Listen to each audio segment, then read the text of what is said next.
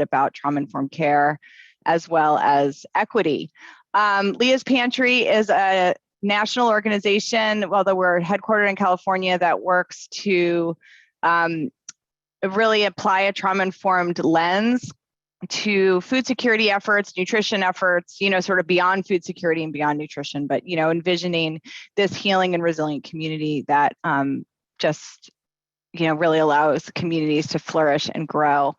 One of the programs that we work with is the Nutrition Pantry program, mentioning it because it is how we met a lot of people on this webinar, and really looking at how do we create food distribution environments that are centered in health, centered in community participation, and what does that look like on a community college campus. So we learned a lot when we started the Nutrition Pantry program about community colleges and community college campuses, and it's been a real continued learning and just watching the resilience and the flexibility and just how things happened during COVID. I mean, we were just absolutely humbled and floored by the amount of innovation that we saw in the community college network.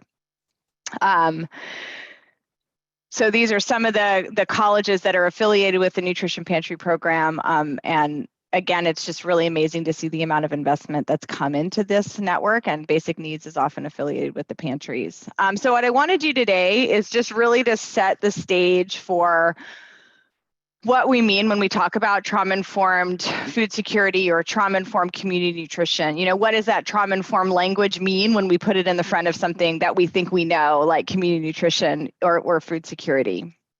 Why is this meaning relevant for us today? We do have a sense that food is a lot more than just calories that we're putting in our body or missing meals or something like that. But I thought what we could do to kind of start thinking about this topic would be to do a Mendometer. So I'm going to I realized I forgot to grab the link before we started. I was busy doing something else. I'm muted. Am I muted? No, better now. Hear you fine. We can hear you. You're great. Oh, okay, good. Sorry. So what we're going to do first is just a little bit of a Mendometer activity to kind of see where we all are. What are we all bringing today to the table in terms of our relationship with food? So I'm going to put a link in the chat, and maybe you've used Mendometer before. And all you do is go to menti.com. I'm going to put the link in the chat. Oh, wait, how do I do it to everyone? Okay, to everyone. Or if you're on your phone, what you can do is go to menti.com and then use this code if it doesn't work on your phone. So I want you all to read this statement, and I want you to think about how much you agree access is denied. Is anybody else getting that? Access is denied? Candy, I wonder if it's your firewall or something for whatever system you're in. Okay, so we can see things coming through, right? Now, here's what's interesting about this data as you look at it.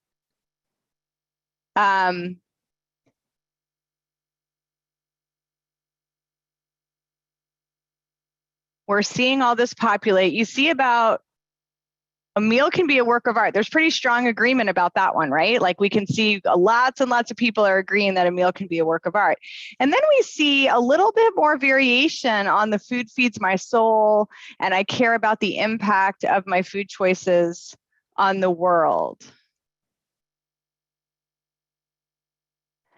And so we're all coming onto this webinar with different ideas, different meanings, different experiences that are building our relationship with food.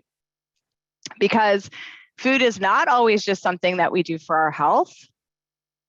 Food is something not just that we do to keep our bellies full, but food has a lot of meaning. And this meaning takes a lot of forms across individual communities, and it also may change a lot throughout our lives.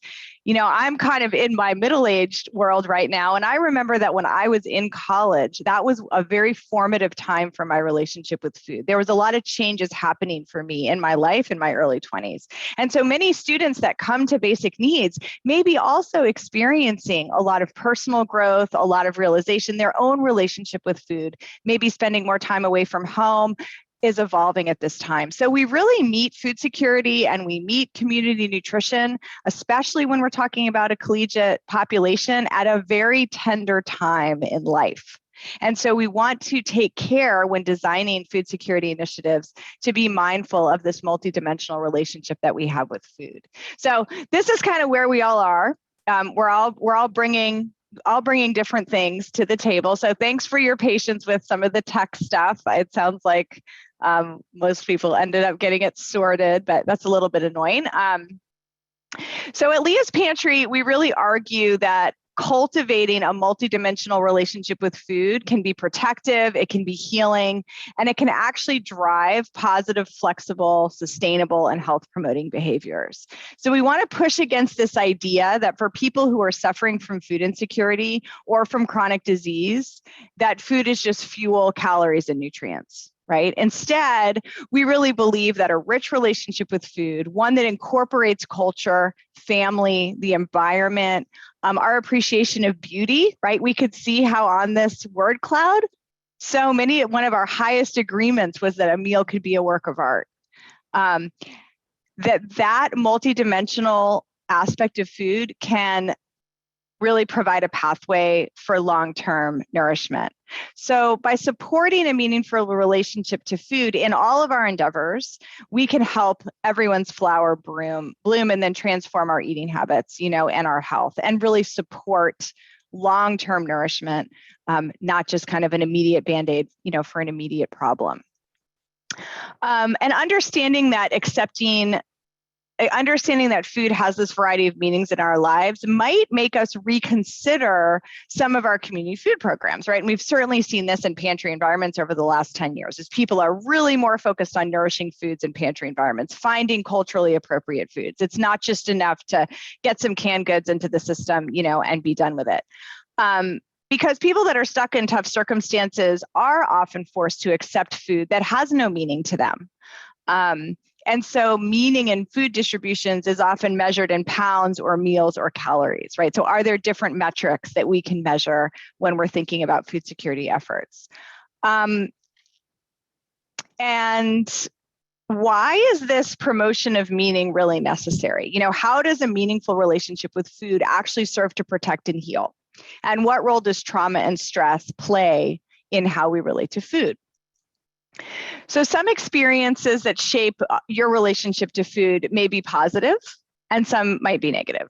But both are really important to consider. So many of you may already be familiar with the term trauma-informed, and sometimes that only brings up trauma and adverse experiences in our minds. And it's true, right? Adverse experiences do shape our brains, our bodies, and can make it harder for us to manage our emotions and stay in control. But, and this is really important for program design, positive experiences are also really important. And they play an important role in resilience and healing because our human bodies are built to handle stress, right? But toxic stress is overwhelming. And so positive experiences, first of all, can go a long way to support protection and healing. It's the positive experiences in our lives that really allow us to flourish and be well. In fact, research shows that individuals who can identify a wide range of positive experiences, even with varying degrees of negative or adverse experiences, live longer than those who don't have as many positive experiences. So it's not just about preventing trauma, it's about providing positive emotional experiences, evidence of community connection and support. So when considering a trauma-informed approach, regardless of topic area, we must consider individual and community relationships with food. So we've kind of already started first with our own relationship with food, which is shaped by our life experience from the time that we're very small. And one life experience or pattern may leave positive or negative memories, which then helps to create this unconscious story around food over the course of our lives. Our experiences with food are complicated, right? And they're often tied with other aspects of our lives. So we need to understand the context. Let's take the example of giving ice cream to a child. Anybody ever given ice cream to a child? Anybody ever been a child who's been given ice cream? Good times, right? This is something that almost everybody enjoys doing, right? Ice cream is the best. It makes the kid happy. It makes for great photographs. And the adult in the picture is usually pretty happy to also choose a flavor at the same time, right? Debating ice cream flavors, that's like a conversation you can have with almost any kid, right? That's a great kid connection story. So we might have the experience of giving or receiving ice cream in a positive sense, right? I'm caregiving, I'm showing love. But giving a treat to a child can also be an attempt at repair, right? I'm sorry for losing my temper. Can I take you out for ice cream? I'm sorry I wasn't able to be there for your school play. Can I take you out for ice cream? Let's forget about what's going on at home or at school. A treat might take our mind off the tough stuff. And in this case, offering ice cream might be more about repair or distraction, which is a more complicated memory. What about tying ice cream to success or disappointment? Right? Does holding up sweet treats as a consequence of celebration or like a panacea for sadness mean that we're training our brains and bodies to associate sugar with strong emotion? Do we feel there are times when we deserve sugar, or that's the easiest way to calm ourselves down? And the point here is not to make a straight line association between my personal sweet tooth and my parents' desire to celebrate good grades. But just to point out that food is not just food, right? And experiences are multi-layered, and one particular behavior has to be understood in context in order for it to be meaningful. Okay, so let's define trauma. A trauma-informed approach does not ask the question, what's wrong with you? Instead, it's going to ask something more like, what happened to you? Of course, with curiosity and compassion, right? And you might feel a difference between those two questions.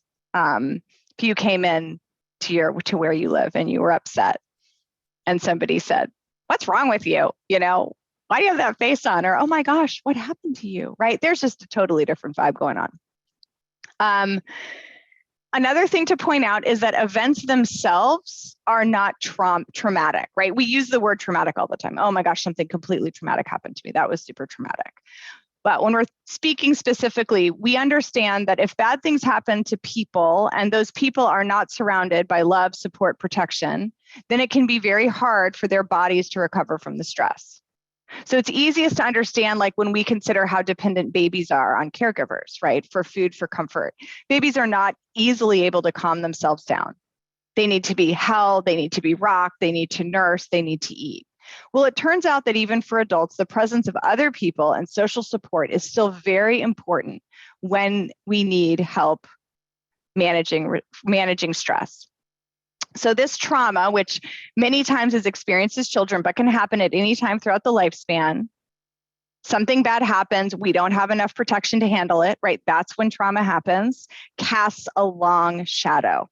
That means that something that happens to us when we were young can have consequences throughout our entire lives. And this is because when we're stressed and we can't get back to normal, those stress hormones actually cause damage to our bodies.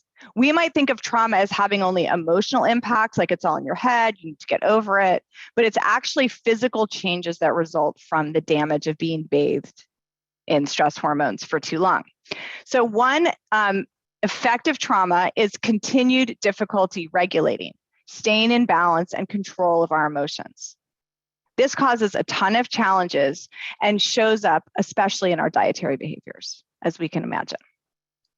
So let's ask a different question, right? Let's ask a salutogenic question, which is a health-centered question. How is your ability to be well, build meaningful relationships, and live the life that you want to live impacted by what's happened to you? There's a lot in this question, right? Because I might have my own idea of health. I might have my own idea of food security, right? I might say, well, basic needs. My job is to meet your basic needs. Well, what are your basic needs? What do you consider to be your basic needs? What do you consider that you need in order to be well, to build meaningful relationships and live the life that you want to live? And how has what has happened to you making that difficult? When we think about this with regard to food security, we might further refine our question, and we might say something like, how is your ability to manage your food resources, navigate your food environment, and effectively nourish yourself and others impacted by what has happened to you? Again, it's a different question. It's not assuming, okay, you're hungry, you need food. Yes, maybe that's true in the moment, but let's take a step back. Tell me about your story. Tell me about your relationship with food and what is going on that is making it difficult or making it easy for you to navigate your food resources. Those of you that work in basic needs undoubtedly hear the most amazing stories of people that are so creative. Oh my gosh, that is the best idea. How did you navigate that situation, right? That's amazing. So you're hearing, you want to ask questions, you want to think about even program design in a way that is bringing out stories of strength and resilience, while it's also bringing out opportunities to serve. So when we talk about these adverse experiences, I just want to set the stage, right? Just not exactly knowing how much background everybody has and what we think about adversity, but it's pretty broad. The original ACEs study was what we would call our loud traumas, things that happen more inside the household, abuse, neglect, incarcerated family members. But I think over time, the research has really expanded to look at what we might call our quieter events, microaggressions, structural racism, difficulty climbing out of poverty. And these quiet events that occur regularly over time often leave feelings of isolation, otherness, lack of belonging, right? But society does not always regard them as adversity in the same way that like one specific definable event does. So how are these adverse relationships, or how are these adverse experiences related to food? I mean, some are explicitly food related, right? Like lack of food security, lack of access to nourishment. But a lot of these end up having to do with food. Like almost pick any of these, right? And you could see how it might affect food behaviors. You know, let's think about,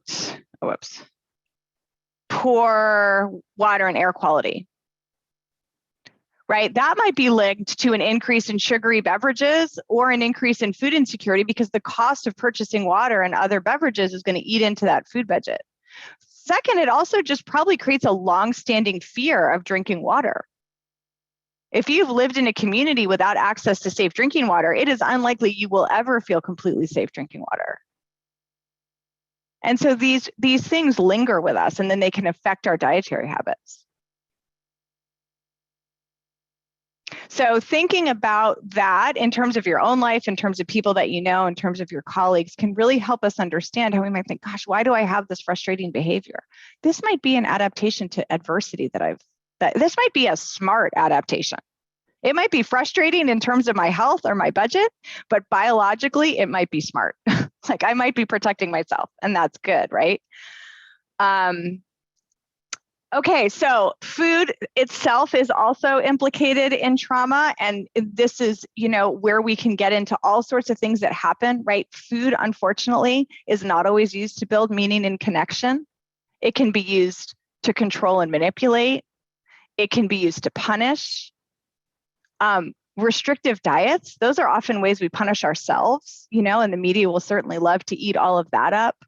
Weight stigma, this is a whole other presentation topic on its own, right? The role of weight stigma in health.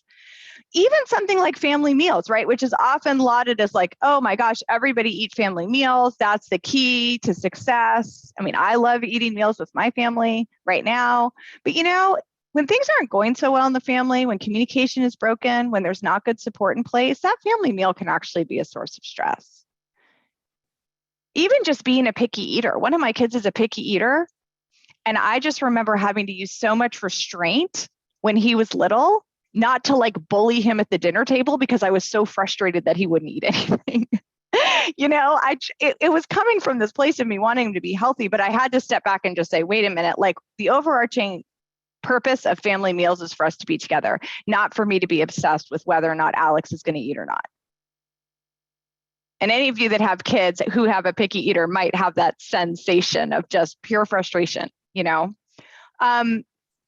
So we think about unhealthy behaviors, right? And we might see these among our collegiate students. We might see these among people that are doing basic needs.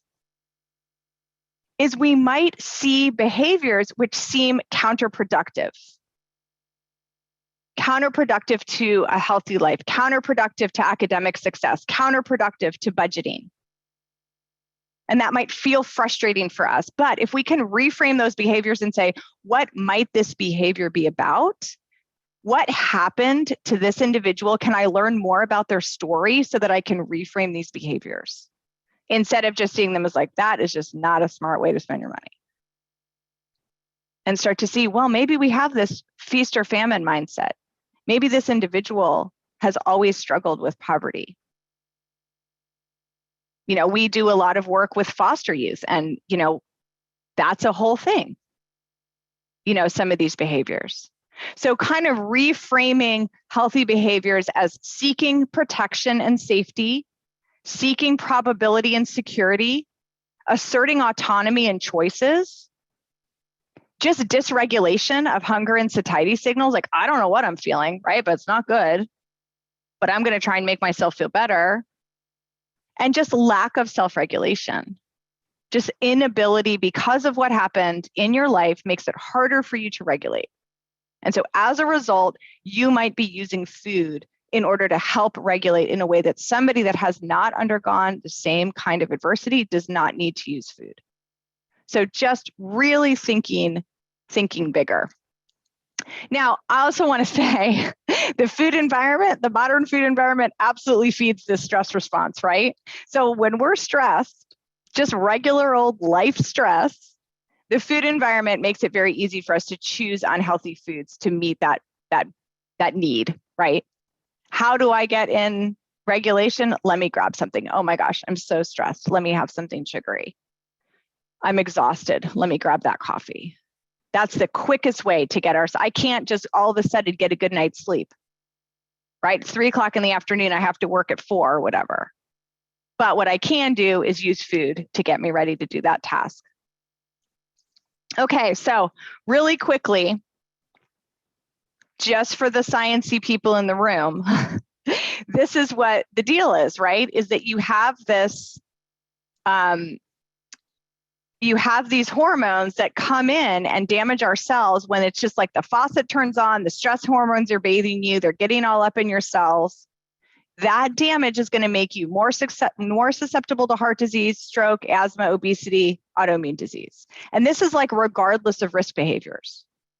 This is not about like individuals make bad choices and get sick. This is like things happen to individuals, their bodies are changed, they're more susceptible to these diseases. And some of the body's changing creates those risk behaviors for sure, but it doesn't necessarily begin at the risk behaviors. So damage to our nervous system, for example, affects memory and attention. Okay, so how does that affect our ability to plan for meals in advance, to properly budget, and to do all of this in the midst of everyday stresses, right? Trauma also disrupts our endocrine system, which is made up of all of our body's hormones. And the damage affects our metabolism, which is how our body converts food into energy.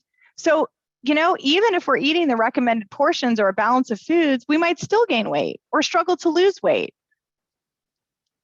if that's our goal, right? But given that trauma is pervasive in our society across income levels, I mean, certainly more of a concern in communities with high levels of poverty, racism, and environmental pollution, but it is like relevant for all students, right? This is when we can talk about just kind of a universal approach to trauma-informed care.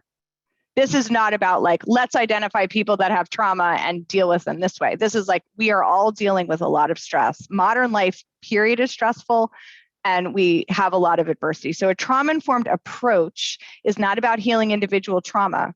It is simply about approaching people with compassion and connection. It's about designing programs with an understanding of the effects that trauma may have on our communities. So when we're reframing, for example, I just, like this actually slide should have been before with the safety, right? But this is a big thing around food. It's just this concept of safety and predictability. So when we want people to try new things or try, better things or make healthier choices, we also have to realize, like, as human beings, we're not super good with putting things in our mouth that we don't know how it's going to taste. And that's, again, like a biologically appropriate protection. So, this is a good example of just blueberries, right? We've all had a good blueberry, a bad blueberry, a disgusting apple, a terrific apple, a banana past its prime, a banana that was perfect. However, maybe you have a favorite snack food, and that favorite snack food always tastes great. So food pantry efforts, sometimes it's like, oh my gosh, we want to get rid of the snack food, all produce, all this, we want it to be really healthy. But then we also have to balance that with just the idea that, like, people want to come in and just feel safe and connected and kind of, get what they need. So it's a little bit of a balancing act, right? We have to look at the food as more than just the macronutrient profile. So the bottom line here is that food, like using food to get our emotions under control, is like something that we start from the moment that we're born. So even though most people have a sense of which foods are nutritious and which are not, even when opportunity exists to make healthy choices, it doesn't always happen because trauma can sometimes complicate that quest for health. Food is such a powerful regulator, and this is why we crave foods that are high in salt or sugar or whatever. It's number one, emotional regulation. Maybe we learned different ways to make decisions. We talked about safety and control, and just people have different access to information and resources, right? Which then, again, forms these pathways. So going back to trauma-informed nutrition security, we want to think about protection, resilience. This is not just about meeting a need that has happened in the past and they are now coming to a food pantry distribution because they have this need that needs to be filled. We need to envision our programs as this builds resilience, right? Your programs and basic needs build the future of California's workforce, build the future of California's parents and adults, right? And so by providing programs that understand a trauma-informed approach, that are able to reframe behaviors, that are able to ask generative questions, provide resilience in how programs are designed, it then maybe makes us as basic needs providers feel like we are pushing things forward, as opposed to just, oh my gosh, we have this bad thing that happened, we've got to Band-Aid this altogether. There's always going to be so much need. I'm always just racing after the need. But how do our programs position us to bring protection and resilience? How do we start to envision a future that's not just basic needs are met, but that people are thriving and flourishing? Right? Basic needs feels like the 50-yard line, right?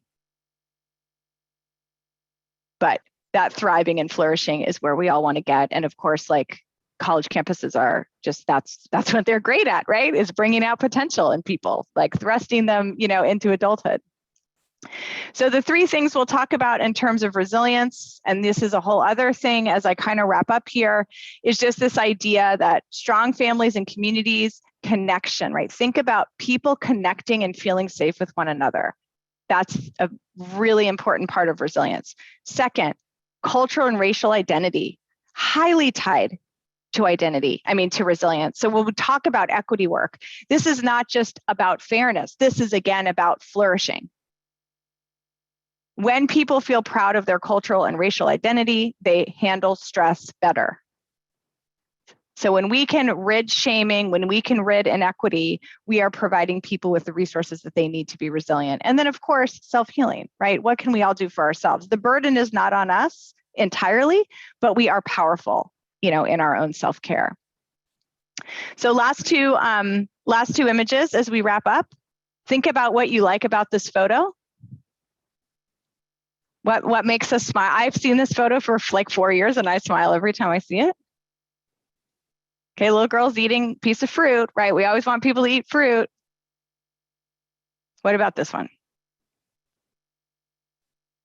Right, that one doesn't feel as good. It's about context. It's not just about the behavior.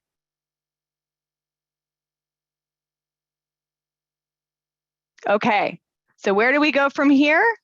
We go to San Diego City College. So now I've kind of framed it, hopefully. I'd love to. Now, Sylvia, are you going to do your own slides or do you want us to do your slides for you? If you could do them, please. Thank you. Yep.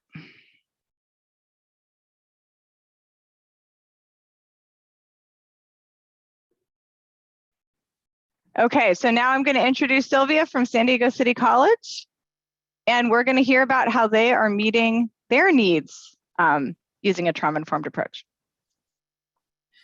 Hi, everyone. Good afternoon. Sylvia Ramirez from San Diego City College. I'll be presenting today along with our VPSS at San Diego City College, Marciano Perez. So for our first slide, I would like to go over how data has informed our not only our Hunger Action Days, which is our drive-through event, but also the creation of our food pantry. For San Diego City College, we have a population that does have a high need. And so this slide illustrates what kind of student we're serving. So this data is used to inform us not only of the needs of our students, but what kind of programming we need to create to support our students and how we need to meet our students where they are. For our student population, we created a short intake form that is called our basic needs intake form. The basic needs intake form allows us to address all the needs on this slide. It's a one-stop shop where a student can express their need for technology, their need for food, their need for housing, their need for any other assistance that we can provide in our basic needs center. We know that students had to pivot and learn how to attend courses from home. And so that was one of the biggest needs for technology that we had seen on our campus as we moved into the pandemic. And so as we started to think about how we serve our students, we also learned that shutting down campus was a big hit for our students. We used to have on campus food pantry as well as Hunger Action Days, where we would invite the community to stop in to our campus and pick up food and groceries for the week or for the next 2 weeks. And when we were able to shut down, we noticed that our students still had this need for food and technology needs to continue their education. So we decided to create a form that allowed students to express their need to us and connect them to the resources. We also noticed that we had multiple forms on campus so that students could ask for multiple things individually. What we took away from this is that students had to retell their story multiple times to us. And so we created one form where a student could simply put in their name and then check off a few different boxes, letting us know what needs they had. We were then able to reach back out to students and ask them, oh, we noticed you need technology. But also within those conversations, we were able to humanize the process. We were able to listen to students and address their needs. Sometimes a student would say, I need a computer to be able to finish courses online for the semester. And in that conversation, we noticed that students might also need access to a hotspot because they might not have had the greatest Wi-Fi at home. But it was in that conversation that we understood the need of the student. Sometimes students are a little shy about asking what they will need from us. And so one form allows them to check off a box as they're thinking about that current need. But in those conversations, we were able to say, you know, you need technology, great, we can help you with that. And here's where we can meet so that we can go ahead and take a few different things from this conversation so that we can end up helping you in the end. And a lot of times students would come pick up their technology and then let us know at that point in time, I'm also having a hard time accessing food and groceries. And so for us, that became a great conversation starter as to inviting the students to let them know what other resources we have available to them on campus. And then also take in a few different things from the student and create a connection with the student, not only so that we could support their needs and so that they could feel that we were there for them, but also to be able to let them know that we're going to remember those students and working with them and continuously reach out to them so that we can continuously address their needs. Within that form, we also had a mental health referral system. So our students were able to let us know if they needed additional assistance or wanted to connect to other resources on campus. As we grew and learned about our students' needs, we started to survey our students so that we could get direct input from the students as to what help and assistance might look like to them. Through this survey, we were able to learn that students still wanted to connect to fresh fruit, fresh produce, and also wanted us to assist them in bringing back our CalFresh connection. We partner with CalFresh and host informal meetings for students to come with their paperwork and connect to CalFresh so that they can become part of this great opportunity to continuously receive fresh resources and food. Our Hunger Action Days were something that we began to create before pandemic life. We would host Hunger Action Days in partnership with San Diego Food Bank, as well as Feeding San Diego, and we're able to provide meals for students on campus. Once pandemic hit, we did not have the food pantry running, nor did we have Hunger Action Days. But we knew that it was important for our students to still connect to food resources that were both reliable, fresh, and healthy. So we did go ahead and start a contactless Hunger Action Days where students would sign up, they would get a date as to when they could come on campus, and then we would be able to do contactless food distribution with them. We started this in September of 2020 and were able to start collecting data a few months after in December. As you can see, we learned that not only were our students in need, but our community members and classified professionals were also in need and wanted us to bring Hunger Action Days back. As we moved through Hunger Action Days, we began to collect data not only on the population that we were serving, but also on their needs and accessing what help might look like for them as we continue to build our food pantry. Our food pantry is in the midst of being built. However, our Hunger Action Days were a great time for us to take in data and understand what it is that our students needed.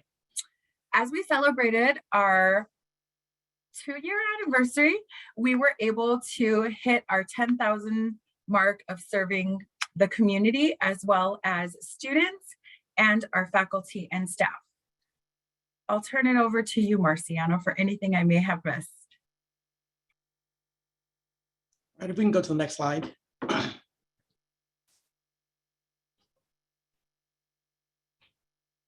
Perfect. So one of the, actually, sorry, it was a slide before that. Oh, I was going to say, that's not your slide. Yeah. Hold on. There we go. There we go. So one of the things that, as Sylvia mentioned very quickly as a way to kind of wrap this up for us, is that as we've been building out our basic needs hub, we're really trying to be intentional about how we connect with our students. So we're trying to make sure that like we have academic counselors that are tied to our basic needs hub. We have mental health that's tied to our basic needs hub. Now, as Sylvia mentioned, we have CalFresh that comes and does regular workshops as part of this.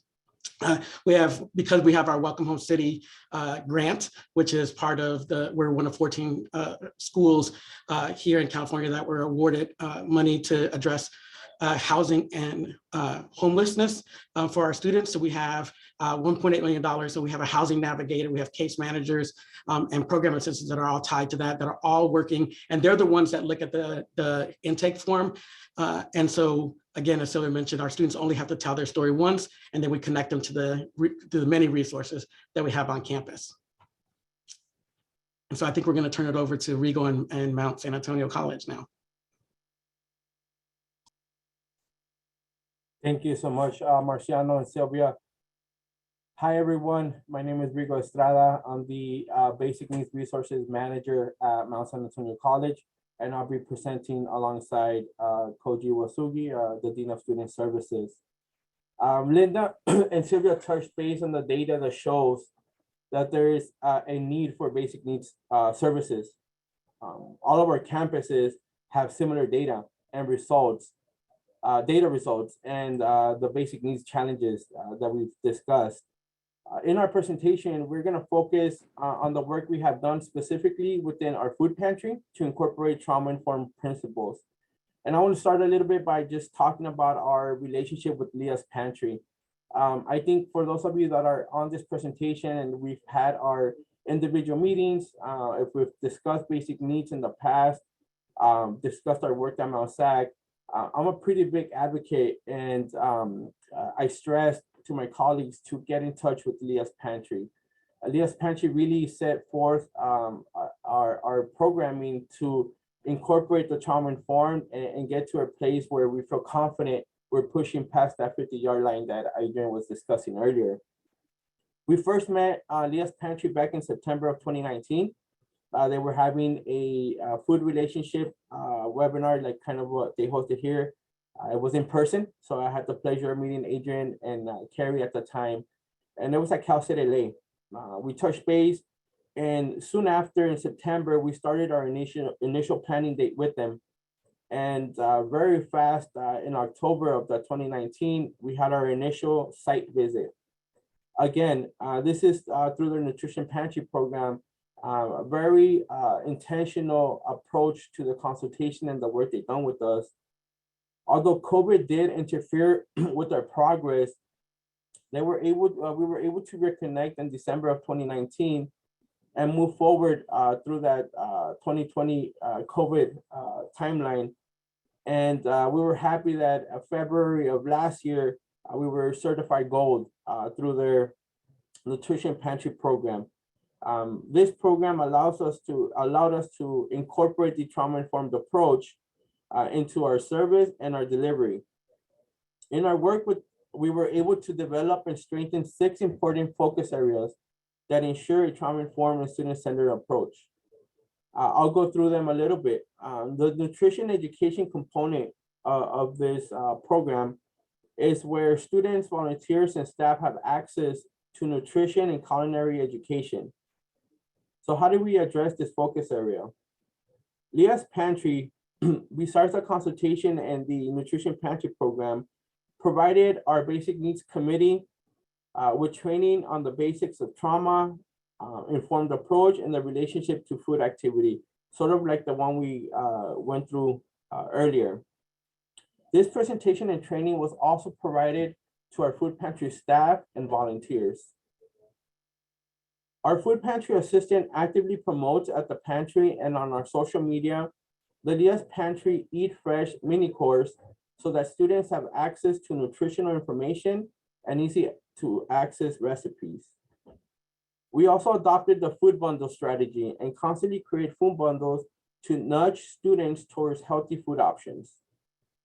We partner up with the Culinary Arts program in our campus, and we host Pantry Challenge on Instagram live events where our partners within Culinary Arts provide students with cooking demos and recipes of meals made with food products from our food pantry. More importantly, environment matters.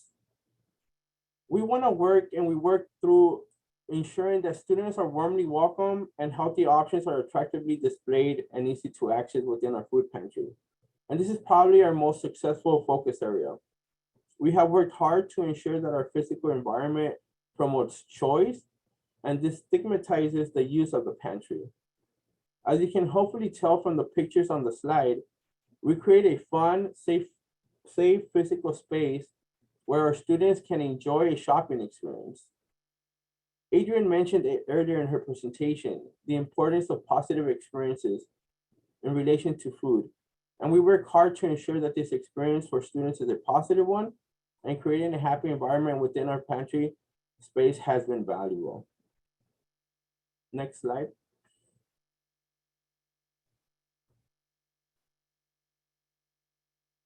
I'm nourished, I'm seen, I'm heard, and I matter. If you are part of US Pantry community of partners, you know that this is their motto. This is something that really gravitated towards myself and my team. In terms of additional focus areas, they help us with cultural and dietary accommodations. Our students of different backgrounds have access to food information that fits their preference and healthy needs. On our food pantry distributions, we have a well-balanced participation of students from various ethnic backgrounds and languages. Although this is an area we continue to work on, we have worked to provide signage in multiple languages. We have an area in our store with Leah's Pantry's recipes in multiple languages as well. Not pictured on the slide are our food selections, which include vegan and vegetarian options like almond milk, lentils, fresh produce, and salads. And inventory and environmental stewardship. Healthy foods are prioritized for distribution. Support waste reduction efforts. So how do we do this? And what is our focus? We have the flexibility due to our funding and partnerships to buy food from various stores, including Amazon, Smart and Final, Costco, and Cisco, our campus food provider. We'll admit this is an area of improvement, and we continue assessing ways to incentivize students to bring their own tote bags or the ones that we have distributed. And finally, we wanted to capture our community connections. This is to ensure that pantries connect and collaborate within the community to help bring a trauma-informed to the system as a whole. And we have well-established community relationships. These relationships provide our food pantry direct food products, such as our partnership with Sowing Seeds for Life, which is a local nonprofit organization that works with the LA Food Bank and provides food donations to our pantry. We're able to get technical support, hygiene products, and additional basic needs resources, such as financial support to our students in community spaces that we can share with our food goods when food is about to expire or we have plenty of. So we have built community partnerships with agencies like the God's Pantry, a local food pantry in the city of Pomona, where we're able to share our food items once we are about to expire or we have plenty of through the weeks of our food pantry. This in short discusses the areas of focus areas that Leah's Pantry works towards ensuring that our food pantries have the ability to become trauma-informed and put those principles into action. Thank you. Thanks, everyone. Yeah, that was great. I mean, you kept saying, oh, Leah's Pantry, but this was all you guys, Mount Sac. We just, so yeah, I mean, amazing work. I mean, I think what I love about listening to both of you, both of the colleges talk is just, you know, how many different ways there are to take a really thoughtful and inclusive approach, right? I mean, there's so many ways from the data collection side, so many ways from the program implementation side. And I think, you know, before we go into our dialogue, it's just to say that there's no one place to start, right? It's like start somewhere where you have control, where you can be intentional, where you can be thoughtful, and then let that spread throughout, you know, the organization. So San Diego City College, a couple questions for you. You know, tell me a little bit about, in your data collection, what did you find that was really an asset? Like, was there anything when you were doing your data collection or, you know, during that process where you really thought, wow, I wasn't expecting this, but how do you use data to recognize assets as well as identify needs?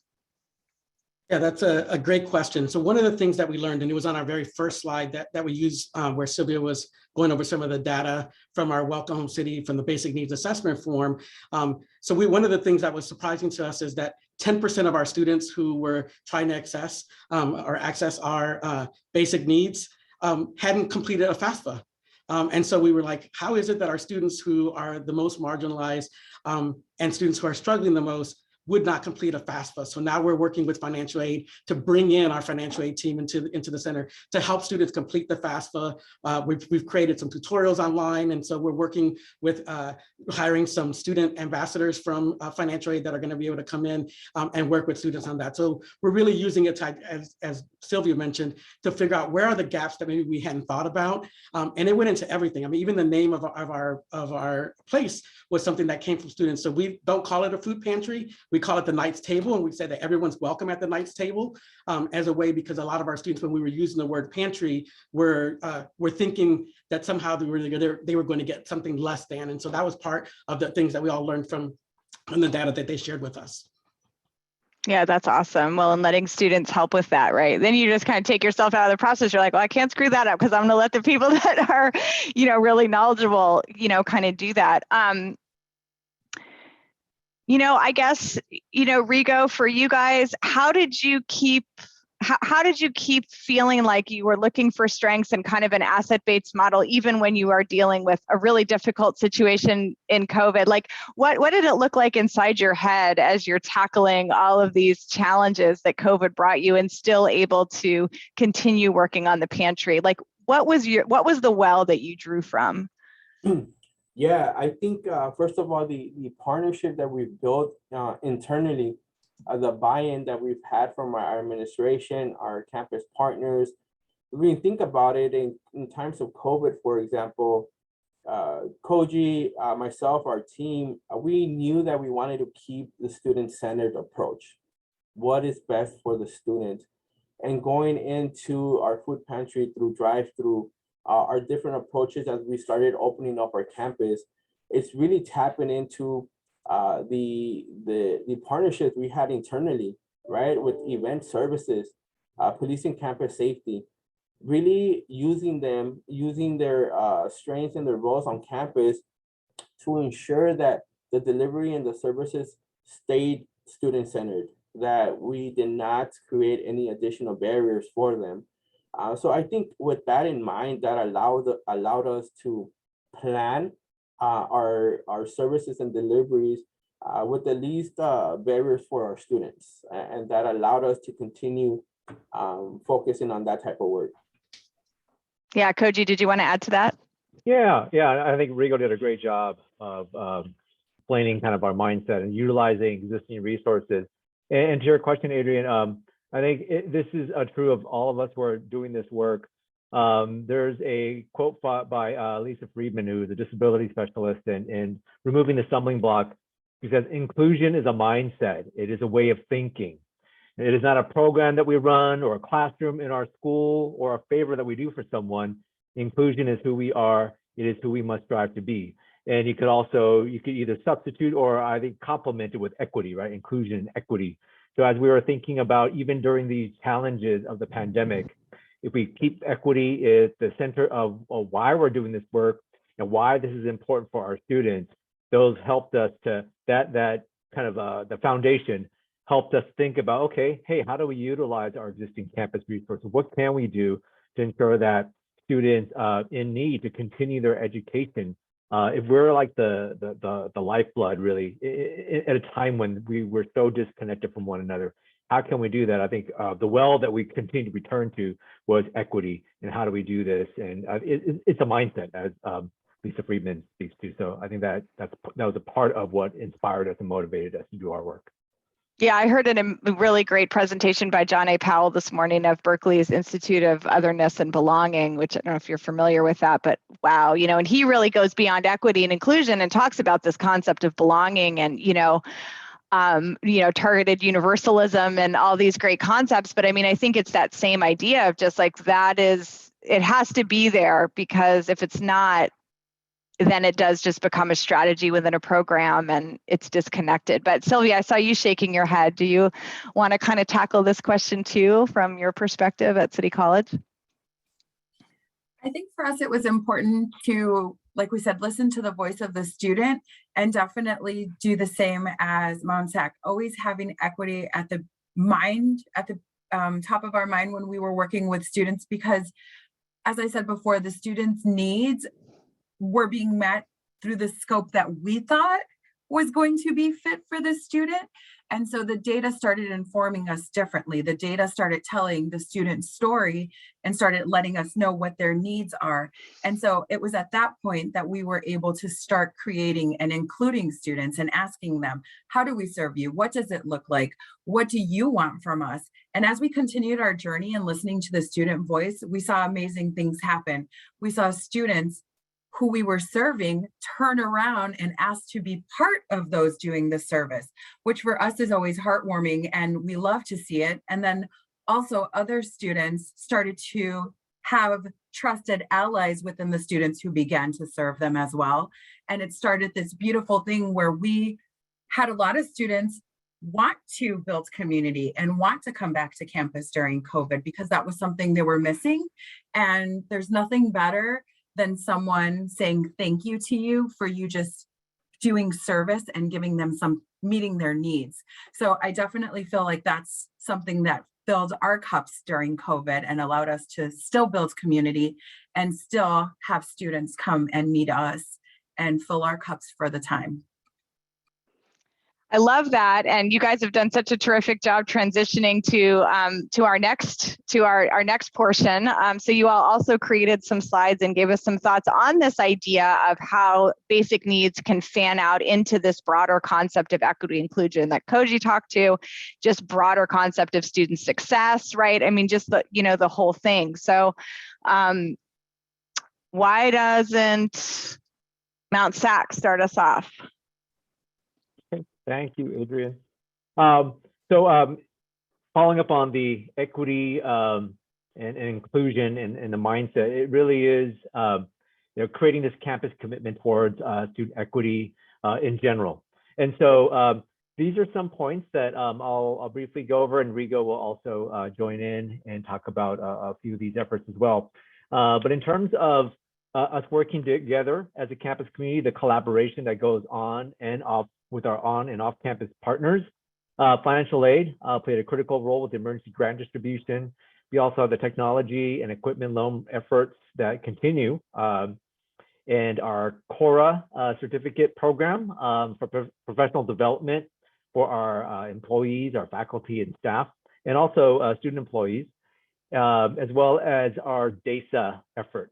So this is our DEI, and in addition to the DEI, we included social justice and anti-racism for our professional development areas, and I'll talk a little bit about how we're starting to include that in various aspects of our work here at Mount SAC. And then also building this culture of inclusion, and we have a large non-credit population, so want to also touch on that. So next slide. So as all of us at the colleges received the HERF funds, emergency funds to disperse to students in this time of need, beginning back in the spring of 2020 and continues on today. As of fall 2020, we dispersed over $33 million. And I think what I really appreciate about our financial aid office, our partners in this, is that they really looked at a way to get the money out quickly. So they did a batch disbursement, and they did it in different phases. So that was the quickest way to get money out to students, and it was based on FAFSA information and also California DREAM Act application information. Once there was some additional information regarding the ability to provide funding for Dreamers. But in addition to our FAFSA information, we know that not all students apply for the FAFSA. We know that there are students who may not qualify or may not apply. So we looked at different ways of identifying students. And so building awareness of the program was important, getting this information out to faculty and staff so they can promote the availability of emergency grants to students, and also working with our special programs. So that's where with programs like Basic Needs, ELPS, CalWorks, our FOSSEED program, REAP, and others on campus, including referrals from faculty, they were the ones who really interacted with our students the most. So with the referral process, we created a very simple and short referral application, and we were able to get funds, emergency grants out that way as well. So the over $33 million in HERF fund emergency grants, as well as other grants, funding were dispersed to close to 45,000 students, and that's a duplicate number because a student may have received multiple grants. So I don't have the unduplicated numbers, but that 44,800 number represents a duplicate number of students who benefited from the dispersal of the HERF funds through emergency funding processes that we built in at Mount SAC. Next slide. Rigo, did you want to talk about the technology loan? Sure, Koji, thank you. With the technology loan program, and again, I mentioned earlier about the fortunate, our campus is big, and ideally, we would love to have the opportunity and the ability to be able to service any basic needs related option to our students within just the basic needs. But realistically speaking, we're unable to do that now. Luckily, our campus is well intended and worked closely with the library and our technology center to be able to provide the technology to our students. The graph here shows the technology that we have been able to share with our students. And this quote really grabbed our attention and what it meant to students that are receiving our services. The hotspot worked very well and was very helpful at keeping a good connection. Due to COVID, there were times where 3 of us in the household attending Zoom classes and my at-home Wi-Fi was not strong enough. I would constantly lose connection. How many of us have not heard this story? The inability for our students to complete their classwork due to the lack of proper Wi-Fi. How many of us have not heard at the beginning students trying to complete work on their phones, using their cell phones to try to turn in homework, to try to access Canvas? Luckily, we were able to work, like I said, with our library and our technology center to be able to provide 3,834 students with this loan program. And we were able to give out almost 6,000 devices loans out to our students.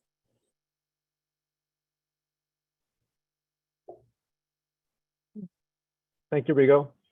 And also on a professional development level, in order to improve our idea and expand our knowledge, as well as learn how to better apply equity in our practices, our college made a commitment to ensure that that the employees, all of us on campus, had an opportunity to learn and grow. And so this began during the campus closure, during the pandemic, and it goes on today.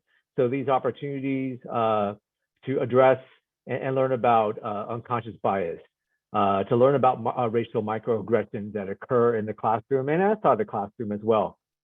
These are ongoing as part of our professional development so that we can all do better. In the next slide. And then in terms of how we have integrated diversity and equity and inclusion, social justice and anti-racism into the work that we do practically. Earlier this year, we included it in our manager evaluation process, specific areas that we evaluate performance on DASA. So as I mentioned earlier, we've included that as a part of how we measure performance. Those are also a part of our classified staff and our faculty. It has been there, but we also continue to add weight to the importance of that in terms of those of us who work at the college. recruiting, screening, and hiring. We've also, again, included equity and inclusion questions in our application process, and all throughout the process as we go through our screening process and in our interview questions, we look for we look for diversity, equity, and inclusion as a part of how to bring, as a way of looking to bring the best people on our campus with these mindset either already there so that we can hire the best people that can continue to do the work with us here at Mount SAC. And then finally, college committees goals. All the committees over this last year have started to include a DASA goals as a part of their set of goals that they have for their annual goal setting process.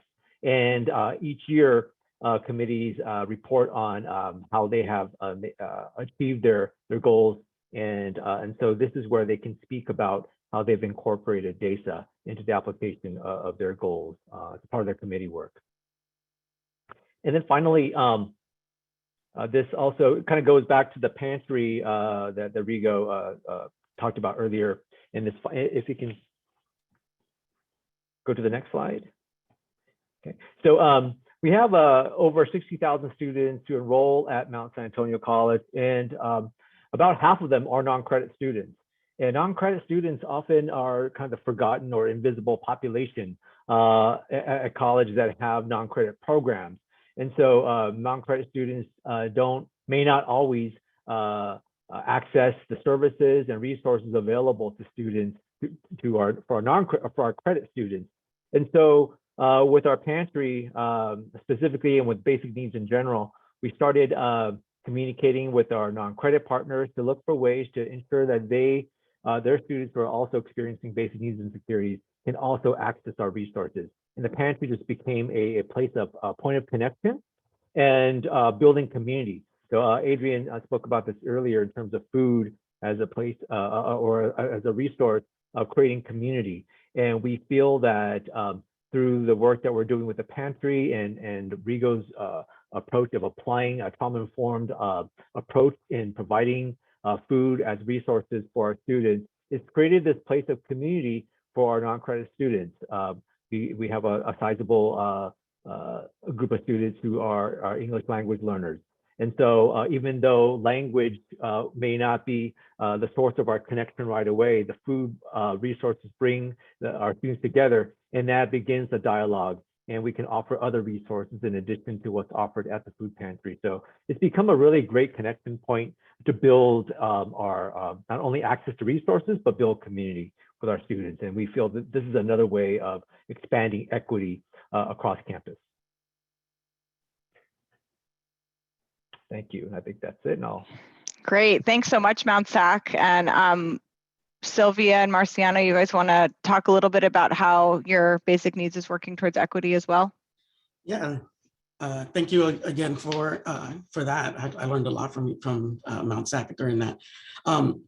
So as much like Mount SAC, as we started to kind of look at how we were going to begin to address basic needs on our campus, we pride ourselves on being college focused on equity and social justice and inclusion. And so we started looking at when our students come to I'm sure many of you have seen this slide before, when students were coming to our food pantry and trying to access our basic needs hub, there was the reality of what they were facing.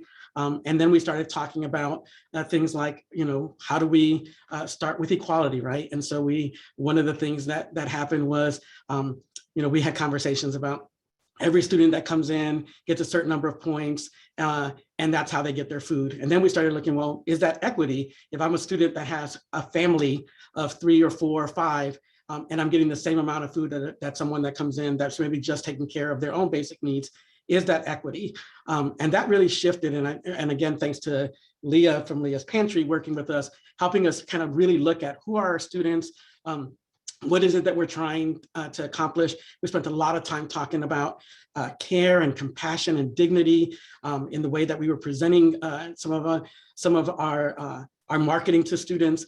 and with the ultimate goal really being liberation, that we would really look to kind of take down all the barriers that our students have in accessing basic needs. And much like Mount San Antonio, we had an array of programs that we could connect them with, which really led to this creation of the basic needs assessment form, where students could access basic needs in terms of technology, in terms of emergency aid money. There was the housing part of it. There's the mental health and student health part of it. And so all of that was really tied to us trying to make sure that all of the barriers were taken down. As we begin to have this, I will just share with you all, we had a dean of equity position on our campus, and the person that was in it left, and it created a vacancy, and everybody assumed we were going to start, we would go out and hire a dean of equity.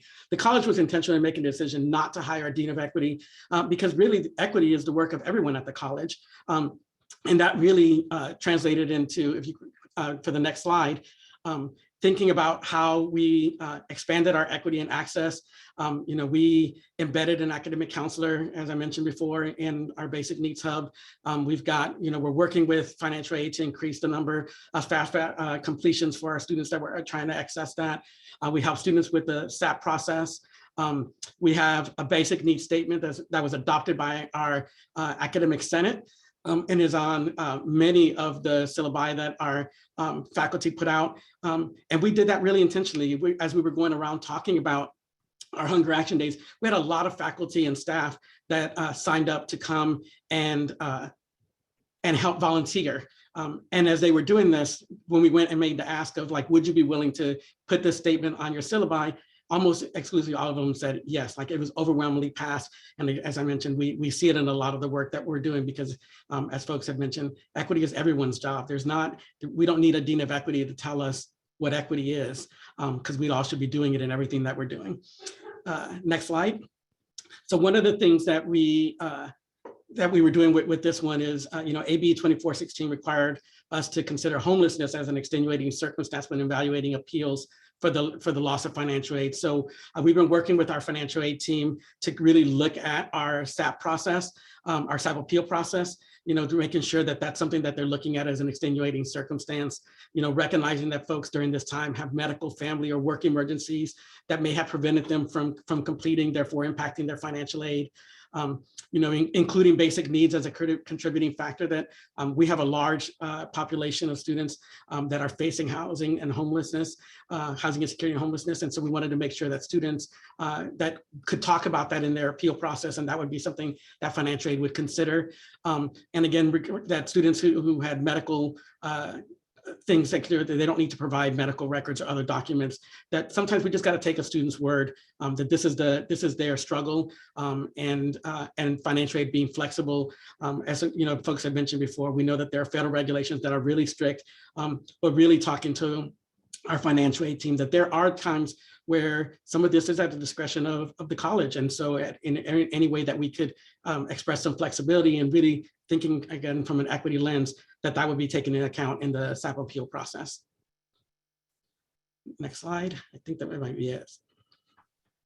Yeah, oh my gosh, so much information, right? I love all the questions coming in the chat, just asking for the specifics and the resources. I mean, I think the value of a webinar like this is being able to talk both big and small at the same time. We're able to kind of talk about these big visionary ideas that are driving our programs, but you guys have done such a beautiful job of showing how it really filters down into the devil is in the details here with these programs. So, so much gratitude to you guys for putting these slides together and bringing these ideas to this audience. We have 9 minutes left. I have a bunch of questions, but I don't want to take up all the real estate here. So please, if you have questions for our presenters, please put them in the Q&A. We're trying to answer them as we come in, but I will help the presenters hear the questions, as they come up. I am interested to hear a little bit about, in terms of what you learned during the pandemic about your students that maybe wasn't pandemic related, but just something you didn't know before, right? You know, I mean, I know we saw that a lot in food security issues. Like we knew that we had a volunteer crisis in pantry networks. We knew we had an aging pantry population. Well, we really knew it when COVID hit and all of a sudden everybody over 65 was being asked to stay home and pantries were closing left and right, right? Sometimes you know something and then you really know it, you know? So what are you bringing forward with you into the next phase? You know, we know that change, this idea of continuity, we want to bring the strengths with us as we move into the next phase of growth. So what are you all taking with you into 2023 and beyond, as I'm sure you're already starting to plan for 2023? And how is this work really informing your ideas about equity or your programs? Quickly, I think programmatically, one of the main things that stood out to us was as COVID, right, it's negative events that really hindered a lot of our services and put a lot of our students in dire situations. But I think and the silver lining, right, was this ability to provide services remotely. The utilization of Zoom, of Teams, in accessing and engaging with our students in a way that makes them comfortable, right? We understand that in some household situations, a student may not necessarily be comfortable with Zoom, but for those that are, and whether it's space or time, that flexibility, I think is definitely something that we're engaging in. We recently identified a space here at Mount SAC that has become our Basic Needs Resources Center. And we are providing in-person services, but we are and will continue providing remote services to ensure that our online students, our non-credit students that may not be able to make it all the way inside campus, have access to our services and our information. So that's something that comes to mind, right? Two questions came through that are, specific. Number one, how did you get approval for food to be given to non-students outside community day through action days? Yeah, our partnership with Feeding San Diego and the San Diego Food Bank did not just limit us to students. They considered our community, and it was actually one of their suggestions because of where because we're located right downtown, and we're in one of the largest, or one of the areas that have the largest amount of folks suffering from food insecurity. We have a large homeless population that surrounds our campus because of our location right downtown. They actually encourage us to do that, which is why we keep statistics from them in terms of the number of folks in our community who come and the number of families that are being served by the information that impacts the numbers and the amount of food that they give us every time that they come. And we have food distributions twice a month. And then another question, what criteria did students need to provide in order to receive assistance with, limited funds, grant money? How are those decisions made? Yeah, at City, I can share that, it really depends on the resource. We were able to successfully leverage relationships with donors to provide different things. I can tell you that when the pandemic first started, and we were short on technology, and as most folks know, everybody started scrambling, trying to buy up every Chromebook in the country, and there were supply chain orders. But the founder and CEO of Costco is one of our alum, and we reached out to him, and he successfully navigated getting us hundreds of laptops, of Chromebook laptops, to be able to distribute to our students. We had other partners in the community that were working with technology, and they were able to step up. I want to say that it was Verizon that stepped up to provide the Wi-Fi hotspots that we were giving out, and we prepaid them because a lot of times the students needed a credit card in order to establish it through Verizon, and that was not something that they could do. So we put them in the college's name and then gave it to students in that way. So we've really leveraged our partnerships with donors, and we really realized just how valuable that has been during this entire time. As I mentioned, we have the food distribution days with Feeding San Diego and the San Diego Food Bank, but we have other organizations that do their own pantry drives for us. We had one of our organizations that collected food gift cards that we gave out during the holidays. So we gave out, everybody that came to get a basket of food also got a grocery gift card through one of our donors. And so that was just the way that they do it. So for me, I think the important thing is we tell our story, our students tell our story, and then our donors and our campus community partners chip in. I mean, they know that. I don't need to tell them. I just need to put a student in front of them to talk about how this has impacted them. I love it. Well, we are almost out of time. We did have one more question about getting the word out to the community.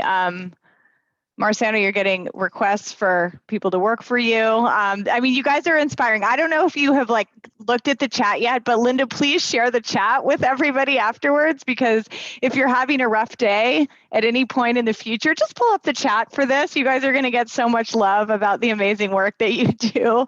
Lots of really nice comments coming through. So I want to turn it back over to Linda as we close out for our last few slides. Right, Linda? Yes, thank you so much. And I want to also acknowledge, I think it's worth saying that a lot of this work has not happened overnight. So for those of you who are in our audience and who are at the beginning stages of some of this work, or looking to how to expand and really start to implement this work, it really is a labor of love, and one that will then generally take time and very much strong intention. So as we move forward with the next slide, if we look at how to continue this conversation moving forward, and possibly taking some of these questions back to your spaces, whether you are operating within a foster youth support program, EOPS, basic needs, or a community-based organization, but how do these questions relate and continue the conversation for your agency or your department? So really, again, being intentional about holding that space to meet with students where they are, and really looking at how to bring in these conversations around basic needs, around food security, and again, with that trauma-informed lens in each of our student interactions, because that's ideally what we want to really look at, the well-being of our students as we engage in these larger conversations around success and academic completion.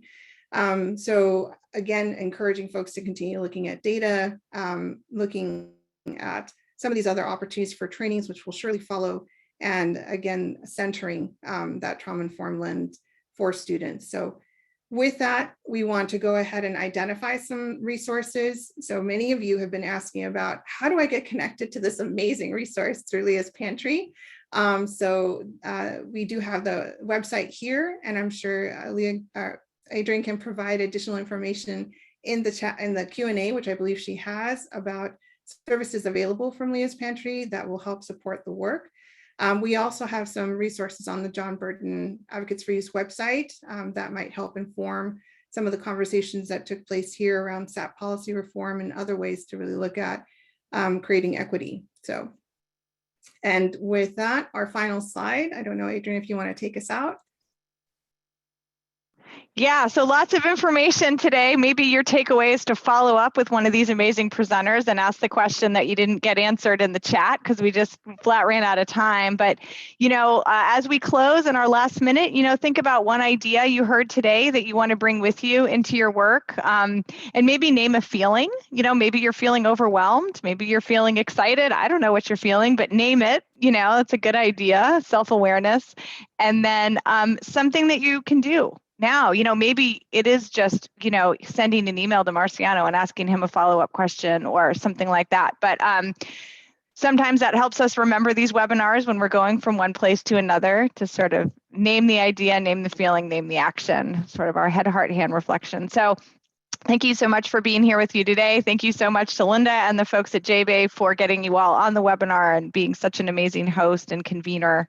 That's all I have. Yes, and so we will be, as again, our final reminder, we will be sending out these, the webinar, the PDF, and any materials that were requested, including the syllabi statement, the basic needs assessment that some of our partners are willing and able to share. So those materials will be going out to our audience members and all folks who registered. So again, thank you so much to all of our presenters today. Your time and insights have been incredibly valuable and are truly appreciated. So enjoy the rest of your afternoon. Thank you.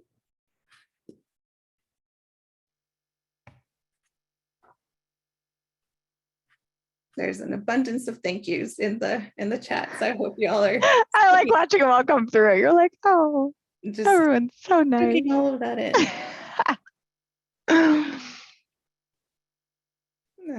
as folks are leaving the call. There are some final questions in the Q&A, which if folks want to take a stab at answering, we can send out a copy of the Q&A answers to folks with the materials. So one question about early days and then one question about financial aid. So if folks I'm going to stop the recording. Mhm.